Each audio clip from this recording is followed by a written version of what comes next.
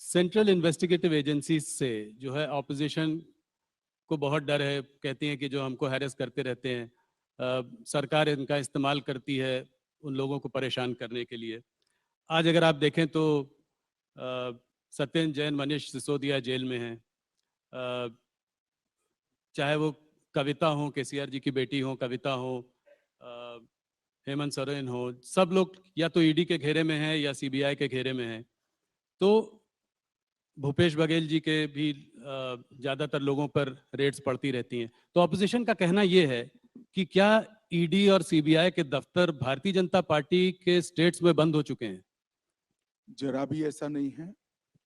2014 और 2019 दोनों चुनाव में भारतीय जनता पार्टी की सरकार ने देश को वादा किया था कि हम करप्शन के खिलाफ लड़ेंगे, और हमारी ये लड़ाई करप्शन के खिलाफ है। कल ही मोदी जी ने कुछ आंकड़े दिए थे, मैं इसको रिपीट करना चाहूंगा। 2004 से 2014 में ईडी, यही कानून था, कोई कानून हमने बदला नहीं है, यही कानून था। ईडी जो पीएमएल के कानून के तहत 5,000 करोड़ की संपत्ति कुर्क की थी, और मोदी जी के शासन के अंदर हमने 1,10,000 करोड़ की संपत्ति कुर्क की। उसका 5% भी पॉलिटिशियन का नहीं है, बाबुओं का भी है, भ्रष्ट व्यापारियों का भी है, सबका है, जो देश के कानून को तोड़कर टैक्स दिए बगैर धन शोधन करते हैं। क्या लड़ाई बंद कर दें?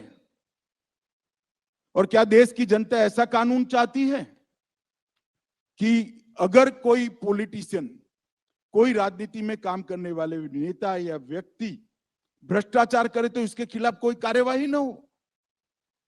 यही सीबीआई के तहत 9 वर्षों में हमने 5,000 केस भ्रष्टाचार के दर्ज किए। कांग्रेस ने 500 भी नहीं किए थे, 500 भी नहीं। क्या 5,000 के 5,000 केस राजनीतिक पार्टियों के कार्यकर्ताओं पर है? ना, सभी के सामने है, बाबुओं के सामने भी है, व्यापारियों के सामने भी है, और मिली भगत के सामने भी है।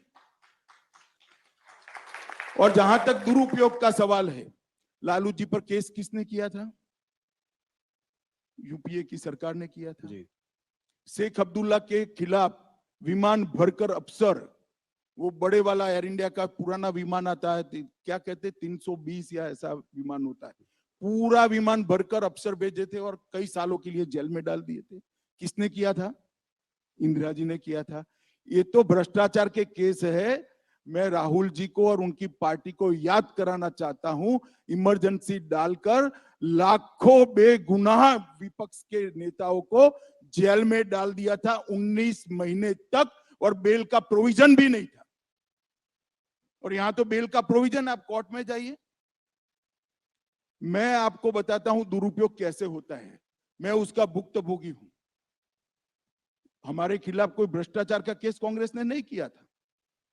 एक एनकाउंटर हुआ था, उसमें मैं राज्य का गृह मंत्री था, मुझ पर केस कर दिया और सीबीआई ने मेरी अरेस्ट की जी। अरेस्ट में सीबीआई के रिकॉर्ड पर आज भी टैप किया हुआ पड़ा होगा, अगर प्रामाणिकता से टैप किया तो सीबीआई के उस वक्त के अफसरों ने, और मिटा नहीं दिया कांग्रेस सरकार ने। तो 90% सवालों में यही था कि काहे को परेशान हो रहे हो, मोदी का नाम दे दो आपको छोड़ देंगे। हमने तो काले कपड़े नहीं पहने, कोई विरोध नहीं किया जी। मोदी जी के खिलाफ एसआईटी बनाई एक राज्य के मुख्यमंत्री के, कोई करप्शन का केस नहीं था। दंगों में इन्वॉल्वमेंट का केस करा फर्जी टाइप का, जो अंत में सुप्रीम कोर्ट ने खारिज किया। हमने कोई हाई तौबा नहीं करी थी, कभी काले कपड़े पहनकर संसद को हमने जाम नहीं किया था भाई। और मैं बताता हूं नतीजा क्या आया। मुझे पकड़कर अरेस्ट किया, 90 में दिन ही बेल दे दी मुझे हाईकोर्ट ने। हाईकोर्ट ने कहा कि अरेस्ट करने के लिए पर्याप्त प्रूफ ही नहीं है, और मैंने एक्विटल की एप्लीकेशन डाली। मुंबई की अदालत ने, मुंबई में केस चला, गुजरात के बाहर ले गए, कोई आपत्ति नहीं, मुंबई में चला। वहां कोर्ट ने कहा कि राजनीतिक प्रतिशोध की भावना से सीबीआई ने राजनीतिक इशारों पर एक केस किया है, इसलिए हम अमित शाह को के खिलाफ के केस को और सारे आरोपों को खारिज करते हैं। हमने हाई तौबा नहीं की थी। और यही लोग थे, यही चिदंबरम बैठे थे, यही सोनिया जी नेतृत्व करती थी यूपीए सरकार का, यही मनमोहन सिंह थे और यही राहुल गांधी सांसद थे। अब क्या हो गया भाई? और हमने तो आप पर जो केस करे हैं भैया वो करप्शन के हैं, आपकी बदजुबानी का केस है। इस प्रकार के फर्जी केस नहीं किए हैं। और केजरीवाल भी रोज छातियां पीटते हैं, भैया ये सारे निर्दोष हैं। तो जैन साहब कितने समय से अंदर हैं? काफी समय हो गया, 1.5 साल हो गया जी। क्यों बेल नहीं होता है? सिसोदिया जी कितने समय से अंदर हैं? क्यों बेल नहीं होता है? इस देश में अदालतें हैं भाई, सबने अपना केस लेकर अदालत के सामने जाना चाहिए। एजेंसियों के दुरुपयोग का आरोप करने की लिए मैं कांग्रेस के मित्रों को कहना चाहता हूं, एक उंगली किसी के खिलाफ करोगे तो 4 उंगली आपके खिलाफ आती है, ध्यान रखना। और इस देश की जनता ने आपके समय में सब कुछ देखा हुआ है, मगर हमने कभी भी ऐसे काले कपड़े पहनकर, काली पगड़ियां, काली धोती, काला कुर्ता पहनकर नहीं रोड पर नहीं निकले हम। वही कानूनी मामला है, निर्दोष है तो कानून में श्रद्धा होनी चाहिए, कानून छोड़ देगा आपको। जी। मैं तो इतने साल तक कभी नहीं बोला,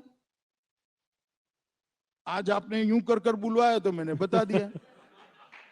अब तक नहीं बोला था मैं तो कभी।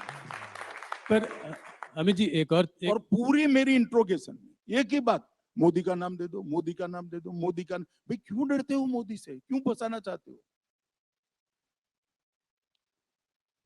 और कोई इंट्रोगेशन में कोई चीज नहीं पूछी मुझे, और मेरे कारण बेचारे कई सारे पुलिस अफसर, निर्दोष टाइप के अफसरों को जेल में डाल दिया।